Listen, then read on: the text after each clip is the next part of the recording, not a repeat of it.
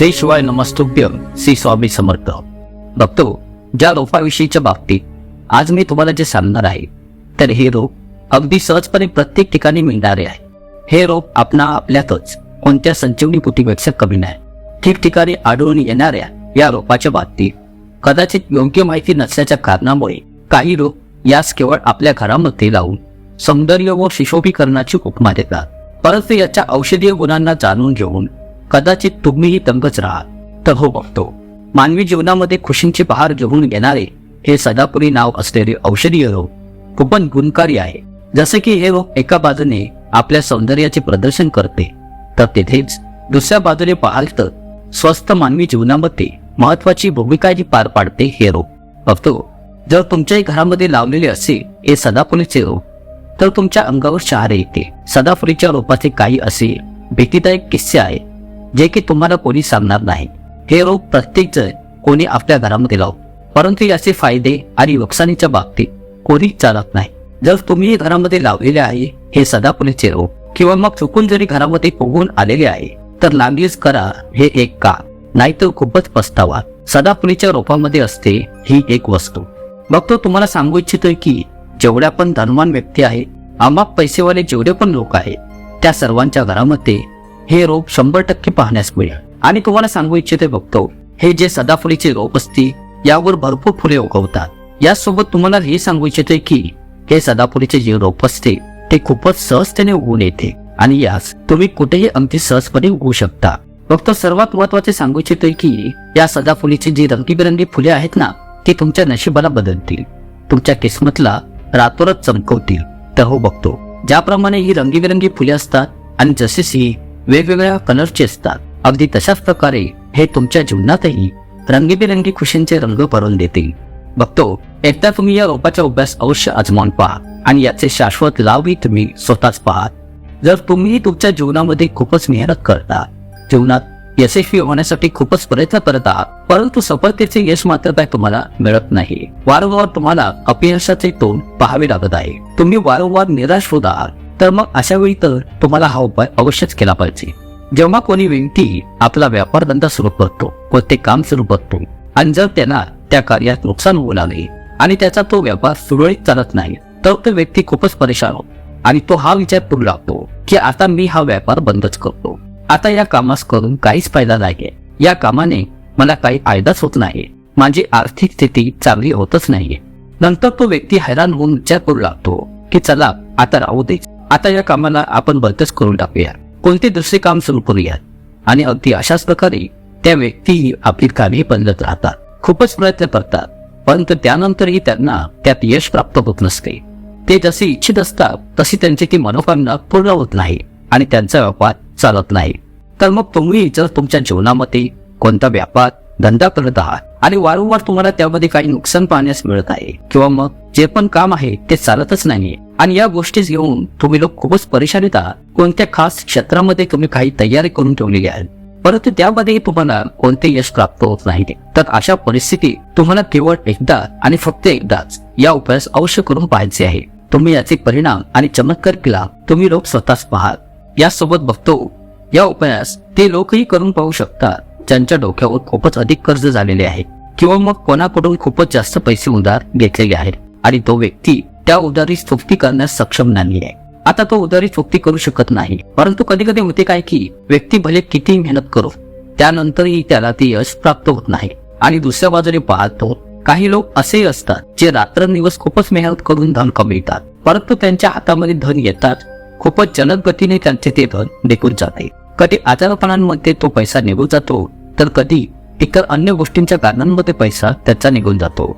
एकंदरीत तुम्ही असे समजू शकता की त्यांचे जे धन आहे ते चांगल्या कार्यांमध्ये कमी जाते, परंतु आजारपणान आणि वाईट कार्यात खूपच जास्त त्यांचे ते धन बर्बाद होऊन जाते, ज्यास घेऊन ते खूपच परेशानीत राहतात आणि महिन्या संपण्यापूर्वी त्यांना कोणाकडून उधार घ्यावेच लागते. आणि तुम्हाला तर हे माहितच आहे की उधारी व्यक्ती कधी आपल्या मर्जीने परत लवकर करत नाही. जेव्हा व्यक्तीवर खूपच जास्त परेशानी येते तेव्हा जीवनामध्ये खूप सारे कष्ट येतात, त्याच्या कारणामुळे त्या व्यक्तीला आपले घर चालवण्यासाठी अजून खूप साऱ्या गरजा अशा असतात ज्यांना पूर्ण करणे त्या व्यक्तीचे दायित्व असते. त्यामुळे पुढेही तो व्यक्ती कोणाकडून उधार घेत राहतो, असा विचार करून की पुढील महिन्यात त्या पैशांना मी चुकते करेल. परंतु जसाच पुढील महिना येतो, समस्या आणि परेशानीच्या बाधा समाप्त होण्याचे नावच घेत नाही, ज्याच्या कारणामुळे त्याच्या डोक्यावर ते कर्ज वाढत जाते आणि तो त्या कर्ज चुकते करण्यात हळूहळू असमर्थ होत जातो. त्या कर्जात चुकते करण्यास त्याला खूपच अडचणींचा सामना करावा लागतो आणि कधी कधी तर तो व्यक्ती या कर्जात एवढा डुबला जातो की त्याच्या हाताबाहेरची परिस्थिती बनून जाते. तर बघतो, जर तुमच्याही जीवनामध्ये कोणतीही समस्या आहे तर तुम्हाला हा उपाय अवश्यच केला पाहिजे. मी तुम्हाला सांगणार आहे अशा चमत्कारिक फुलाच्या बाबतीत, अशा नावदायी फुलाच्या बाबतीत, ज्याचा उपाय जर तुम्ही करता तर तुम्ही स्वतःच पाहाल की किती जास्त चमत्कारिक लाभ या रोपाचे आहे. जर याचा योग्य पद्धतीने उपयोग केला जाईल, उपाय केला जाईल आणि देवतेस जर हे फूल अर्पण केले जाईल तर विश्वास ठेवा, तुमच्या जीवनामधील सर्व कष्ट, पीडा, सर्व परेशानीच्या बाधा दूर होऊन जातील. त्याचसोबत तुमची जी पण मनोकामना आहे तीही खूपच लवकर पूर्ण होईल. यासोबत बघतो, तुमच्या जीवनामध्ये जर धनाशी संबंधित समस्या बनून आहे, तुमच्या जीवनामध्ये धन येण्याचे बंद झालेले आहे आणि तुम्ही इच्छिताय की तुमच्या जीवनामध्ये, तुमच्या घरामध्ये धनाचा वर्षा होऊ लागावा, तर तुम्हाला काहीच करायचे नाही. फक्त या रोपाला आपल्या घरी घेऊन यायचे आहे आणि जेव्हा तुम्ही या रोपाला आपल्या घरी घेऊन या, आपल्या घरात आणा, तर हे स्वतःच तुमच्यासाठी धनाला तुमच्या घरी खेचून घेऊन येईल. बघतो, या उपायास केल्याच्या नंतर जेव्हा पण तुम्ही प्रत्येक गाव कराल त्यामध्ये तुम्हाला यश प्राप्त होईल. आणि या उपायास केल्याच्या नंतर जर तुम्ही मातीही विकण्यात जाल तर त्यातूनही तुम्हाला कित्येक गुणा लाभ प्राप्त होत जाईल.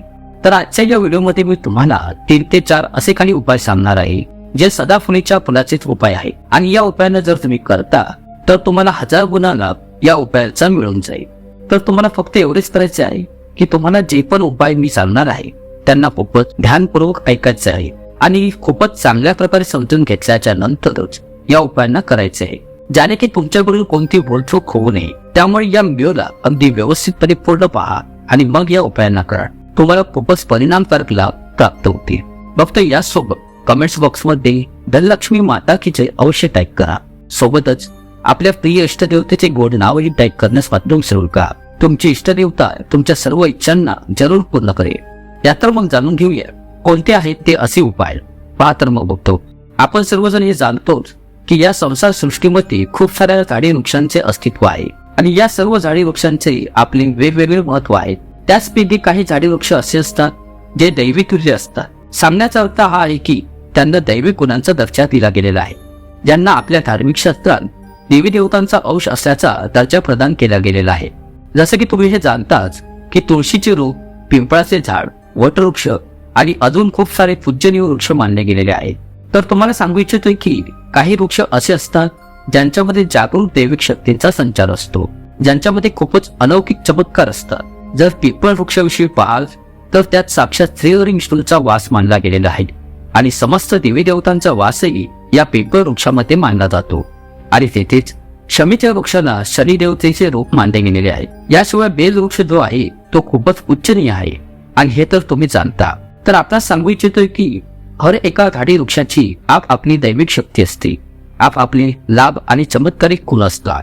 आता मानून चला की कोणत्याही झाडी वृक्षामध्ये दैवीय शक्तीचा संचार असतो आणि त्यापैकी कोणत्याही झाडी वृक्षाच्या रूपाची जर आपण योग्य पद्धतीने पूजा करतो, चांगल्या प्रकारे उपायही करतो, तर विश्वास ठेवा, तुम्ही तुमच्या जीवनामध्ये सर्व समस्यांतून सुटका मिळवू शकता आणि तुम्ही तुमच्या जीवनामध्ये जी इच्छा ते मिळवू शकता. मोठ्यात मोठी मनोवांछित इच्छाही तुम्ही तुमची पूर्ण करू शकता. आणि जर मी या सदाफुलाच्या बाबतीत सांगण्यात जाईल तर हे सदाफुलीचे जे फुल आहे ते एक असे फुल आहे जे सदा काळासाठी फुलत राहते, नेहमी ते उगवत राहते आणि याच कारणामुळे यास सदाफुलीही बोलले जाते. आणि याचसाठी बघतो, हे जे सदाफुलीचे फुल आहे ते सदैव काळासाठी तुमच्या भाग्याला चमकवू शकते, तुमच्या नशिबाला बदलू शकते. तर या फुलाचे खूप सारे लाभ आहेत, खूप काही चमत्कार आहेत. मी तुम्हाला खूपच साध्या सोप्या शब्दात सांगण्याचा आणि समजावण्याचा पूर्ण प्रयत्न करेन, ज्याने की तुम्हाला कोणत्या समस्येचा सामना करावा लागता कामा नये. तुम्ही चितात या उपायांना लिहूनही ठेवू शकता आणि तुम्ही चितात या व्हिडिओला पुन्हा कधीही पाहू शकता, ज्याने की तुम्हाला उपाय खूपच चांगल्या प्रकारे समजून येईल. तर पहा बघतो, जर या सदाफुलीच्या बाबतीत पाहण्यास जाऊ तर या रोपाची 2 रंगाची फुले असतात. एक फूल असते सफेद रंगाचे आणि तेथेच जे दुसऱ्या रंगाचे फूल असते ते असते गुलाबी रंगाचे. तर तुमच्या माहितीसाठी सांगू इच्छितोय की सफेद रंगाचे सदाफुलीचे जे फूल असते ते माता लक्ष्मीला प्रसन्न करण्यासाठी खूपच कार्यशील फूल आहे. खूपच अधिक प्रमाणात माता लक्ष्मीला हे फूल पसंत आहे. आणि गुलाबी रंगाचे जे फूल आहे तेही लक्ष्मीला अतिप्रिय आहे, कारण की गुलाबी रंग तर लक्ष्मी मातेचा सर्वात प्रिय रंग आहे. तर अशामध्ये जेव्हा तुम्ही या सदाफुलीच्या फुलांचा कोणता उपाय करता, तर याचा अर्थ हा आहे की धन खेचण्याची चावी तुम्ही तुमच्या जवळ ठेवलेली आहे. धन खेचण्याचे रोप आता तुम्ही तुमच्या घरी लावलेले आहे. यासोबत बघतो आता तुम्हाला हेही सांगतोय की शिवशंकर महादेवांना सदाफुलीचे सफेद रंगाचे जे फूल असते ते खूपच अधिक प्रिय असते. आणि जर तुम्ही या सफेद रंगाच्या फुलाला महादेवांना अर्पण करता तर तुम्हाला तुमच्या जीवनातून खूप साऱ्या समस्यांची सुटका मिळून जाईल. आणि तुमच्या जीवनामध्ये जो पण राहू केलेला दोष आहे तो पूर्णपणे समाप्त होऊन जाईल. तर जेव्हा पण तुम्ही या सफेद रंगाच्या फुलाला शिवजींना अर्पण कराल किंवा माता राणीला अर्पण कराल तर तुम्ही तुमची मनोकामना बोला. तुमची कसली मनोकामना आहे ती अवश्य पूर्ण होऊन जाईल. आणि जेव्हा तुम्ही त्या सफेद रंगाच्या फुलाला शिवजींना अर्पण करता तर शनिदेव महाराज तुमच्यावर प्रसन्न होतील. जर तुमच्या घराजवळ सदाफुलीचे रोप आहे तर हे खूपच चांगले आहे. आणि जर तुमच्या घरामध्ये सदाफुलीचे रोप नाहीये तर तुम्ही तुमच्या आजूबाजूस यास खूपच सहजतेने प्राप्त करू शकता. तर तेथूनही तुम्ही या फुलांना घेऊन येऊ शकता. यातर मग सर्वात प्रथम मी तुम्हाला त्या उपायाला सांगण्यास सुरुवात करतो की तुम्हाला सफेद रंगाची सदाफुलीची फुले घ्यायची आहे आणि कोणत्या दिवशी या उपायास करायचा आहे. तुम्हाला हा उपाय करायचा आहे शुक्रवारच्या दिवशी. बघतो तुम्हाला सफेद रंगाची फुले तोडून आणायची आहे आणि त्याच्यापासूनच तुम्हाला हा उपाय करायचा आहे. आणि या उपायास कसे कराल तर या गोष्टीसही तुम्ही चांगल्या प्रकारे समजून घ्या. तर पहा बघतो यात तुम्हाला सूर्यास्त होण्यापूर्वी या फुलांना तोडून आणायचे आहे. आणि ही फुले तुम्हाला 27 तोडून आणायचे आहे किंवा मग तुम्ही 21 फुले तोडून आणायचे आहे. जर तुम्ही 27 फुले तोडून आणता तर याचा उपाय वेगळा आहे. आणि जर तुम्ही 21 फुले तोडून आणता तर याचा उपाय वेगळा आहे. परंतु मी तुम्हाला येथे हे सर्व काही सांगणार आहे, त्यामुळे या व्हिडिओशी तुम्ही कायम बनून राहा आणि यास व्यवस्थित समजून घ्या. तर जेव्हा तुम्ही 27 फुले तोडून सदाफुलीची घेऊन घ्या त्यानंतर तुम्हाला तुमच्या घराच्या मंदिराजवळ यायचे आहे आणि तुम्हाला एक लांब वातीचा दिवा प्रज्वलित करून घ्यायचा आहे. हा दिवा तुम्ही राईच्या तेलाचा अथवा तुपाचाही प्रज्वलित करू शकता. त्यानंतर तुम्हाला एक छोटासा लाल रंगाचा कपडा घ्यायचा आहे आणि तो हा लाल कपडा तुम्हाला तुमच्या मंदिरात पसरवून घ्यायचा आहे. आता तुम्हाला एका मुलीच्या लाल पिवळ्या धाग्याला लपेटून या 27 फुलांची माळ बनवून घ्यायची आहे. तर तुम्ही जी 27 फुलांची माळ बनवून घेतलेली आहे तर या माळीस तुम्हाला श्री माता राणी लक्ष्मीला घालायची आहे. परंतु जेव्हा तुम्ही ही माळ अर्पण करण्यासाठी जाल तत्पूर्वी तुम्हाला 27 वेळा श्री लक्ष्मी मातेच्या कोणत्याही एका मंत्राचा जप करायचा आहे. जर तुम्हाला कोणते मंत्र आठवत नसेल तर तुम्ही लोक खूपच साधे सरळसे लक्ष्मीचे मंत्र ओम महालक्ष्मी नमः या मंत्राचा 27 वेळा जप करा आणि त्यानंतर तुम्ही माता राणीला ही माळ अर्पण करा. त्यानंतर तुम्हाला माता राणीला हळद कुंकवाचा टिळा लावून द्यायचा आहे आणि नंतर तुम्हाला श्री महालक्ष्मी चालीसेचा पाठ करायचा आणि त्यानंतर तुम्हाला माता राणीची साधी सोपी आरती करून घ्यायची आहे. बघतो येथे या गोष्टीचे ध्यान ठेवा की जेव्हा तुम्ही चालीसेचा पाठ कराल त्यानंतर तुम्ही जो लाल कपडा घेतलेला आहे त्या कपड्यावर तुम्हाला हळदीने एक स्वस्तिक बनवून घ्यायचे आहे आणि त्या स्वस्तिकावर जर तुम्ही 21 फुलांची माळ माता राणीला अर्पण केलेली असेल तर 21 तांदळांचे दाणे तुम्हाला या स्वस्तिकवर ठेवायचे आहे. आणि जर 27 फुलांची माळ तुम्ही माता राणीला अर्पण केलेली असेल तर 27 तांदळांचे दाणे तुम्हाला त्या स्वस्तिकवर ठेवायचे आहे. परंतु ध्यानात असू द्या की हे तांदूळ जराही तुकडा तांदूळ खंडित असता कामा नये, पूर्णतः अक्षता स्वरूपात असावे. आणि जेव्हा तुम्ही हे तांदूळ स्वस्तिकवर ठेवून द्या तेव्हा तुम्हाला ओम महालक्ष्मी नमः या मंत्राचा जपही करायचा आहे. आणि त्यासोबत जे माळ तुम्ही माता राणीला अर्पण केलेली होती ती माळ ही तुम्हाला आता या स्वस्तिकवर ठेवून द्यायची आहे. आता त्यानंतर तुम्हाला माता राणीच्या मंदिरातून किंवा जर तुम्ही इच्छिता तर तुम्ही तुमच्या घरात एक पिंचर कुंकूही घेऊ शकता. त्यानंतर त्या माळेवर तुम्हाला हळद कुंकू शिपडायचे आहे आणि त्यानंतर तुम्हाला आता या लाल कपड्याची एक पोथी बनवून घ्यायची आहे. आणि त्यानंतर बघतो तुम्हाला या पोथीस शुक्रवारच्या दिवशी रात्रीच्या वेळी या पोथीस आपल्या घराच्या धन ठेवण्याच्या जागी तिजोरीमध्ये ठेवून द्यायचे आहे. बघतो आपणास येथे सांगू इच्छितोय की हा उपाय तुम्हाला रात्रीच्याच वेळी जवळजवळ 8 वाजताच्या आसपास करून घ्यायचा आहे. तसे तर तुम्ही सूर्यास्तानंतरही या उपायास करू शकता, परंतु जर तुम्ही यास 8 ते 9च्या दरम्यान करता तर हे फारच उत्तम राहील. आणि जर तुम्ही 21 फुलांच्या माळेचा हा उपाय करता तर तुम्हाला हा उपाय वारंवार 5 शुक्रवार पर्यंत करायचा आहे. आणि जर 27 फुलांचा करता तर तुम्हाला पाठोपाठ 4 शुक्रवार पर्यंत हा उपाय करायचा आहे. तर पहा बघतो उपाय भले तुम्ही 4 शुक्रवार करा अथवा 5 शुक्रवार करा. तर यात नेहमी तुम्ही या गोष्टीचे ध्यान ठेवा की तुम्हाला वेगवेगळी पोटली बनवायची गरज नाही. तुम्ही जे सर्वात पहिली पोटली बनवलेली आहे त्याच पोटलीला तुम्हाला घ्यायचे आहे. आणि माळ तर तुम्हाला दरवेळी नवीन घ्यायची आहे आणि तांदूळही तुम्हाला दर शुक्रवारी नवीन घ्यायचे आहे. परंतु या पोटलीमध्ये तुम्हाला त्या सर्व वस्तूंना ठेवत जायचं आहे. तर पहा, येथे जेव्हा तो 5वा शुक्रवार असेल तर त्या 5व्या शुक्रवारी तुम्हाला या पोटलीच घ्यायचं आहे. आणि तुमच्या घरामध्ये जेथे माती असेल, मानव चला की तुमच्या घराजवळ कुठेही माती असेल तर तेथील स्थानी या पोटलीस लपवून करून ठेवायचं आहे. आणि जर मानून चला की तुमच्या घराजवळ कुठेही माती नाहीये, तुमच्या घरामध्ये पूर्ण फरशी आहे, तर तुमच्याकडे कुंडी अथवा गमला तर आवश्यक असेल, तर तुम्ही या पोटलीतील साहित्यास कुंडी अथवा गमल्यातही पुरून ठेवू शकता. तुम्हाला इथे काळजी घ्यायची आहे की तुम्हाला हे लाल कापड अथवा पोटली पुरायची नाहीये. तर पोटलीतील ती फुलांची माळ, तांदूळ, अक्षता, हळद, कुंकू इत्यादी सामग्रीला त्या मातीत पुरायचे आहे. नंतर त्या कापडास तो स्वच्छ करून पुन्हा तुमच्या कोणत्या अन्य कार्यात त्याचा वापर करू शकता. तर बघतो, हा उपाय खूपच सोपा आहे, खूपच कठीण असा उपाय नाही. आणि जर तुम्ही हा अभ्यास करता तर याने तुमच्या जीवनामध्ये धनाशी संबंधित ज्या पण समस्या आहेत त्या तर समाप्त होतीलच. त्याचसोबत तुमच्या जीवनामध्ये धन येण्याचे खूप सारे नवनवीन मार्गही खोलले जातील. खूप सारे रस्ते तुमच्या जीवनामध्ये खोलले जातील, जेथून तुम्हाला सदैव खूप सारे धन प्राप्त होत राहील. आणि जे धन तुम्हाला प्राप्त होईल त्यामध्ये तुम्हाला निरंतर वाढ होत असल्याची पाहण्यास मिळेल. आणि तुम्हाला सांगू इच्छितो की या अभ्यास केल्याने तुमच्या घरामध्ये स्थायी स्वरूपात स्थिर लक्ष्मीचा वास होईल. तर पहा, जर तुम्ही 5 शुक्रवारवाला हा उपाय करता तेव्हा तर तुम्हाला 6व्या दिवशी ही प्रक्रिया करायची आहे. आणि जर तुम्ही 4 शुक्रवारचा उपाय करता तर तुम्हाला 5व्या शुक्रवारच्या दिवशी या प्रक्रियेस करायचे आहे. तर ह्या गोष्टीच तुम्ही अगदी योग्य पद्धतीने आता समजून केलाच असा. तर बघतो, हा तर होता तो पहिला उपाय जो की मी तुम्हाला आता सांगत चाललेलो आहे. खूपच साध्या सोप्या शब्दात तुम्हाला मी सांगण्याचा प्रयत्न केला आहे. आणि जर तुम्हाला काही समजले नसेल तर तुम्ही मला कमेंट्स मध्ये काही विचारू शकता किंवा या व्हिडिओज पुन्हा पाहू शकता.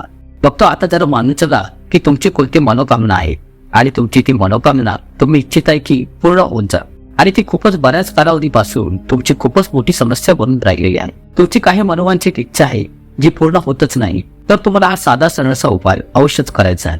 मग भले तुमची कसलीही मनोवांछित इच्छा असो. जसे की मानून चला की तुमच्या जीवनामध्ये तुम्हाला संतान सुख प्राप्त झालेले नाहीये आणि तुम्ही इच्छित आहे की तुम्हाला संतान सुखाची प्राप्ती व्हावी, किंवा मग तुम्ही एका चांगल्या जीवनसाथीची मनोकामना करत आहात. तुमच्या विवाहाशी जोडलेली कोणती समस्या आहे, धनाशी संबंधित कोणती समस्या आहे, असे सांगण्याचा अर्थ हा आहे की अशा प्रत्येक प्रकारच्या समस्येचा हा एक छोटासा उपाय आहे.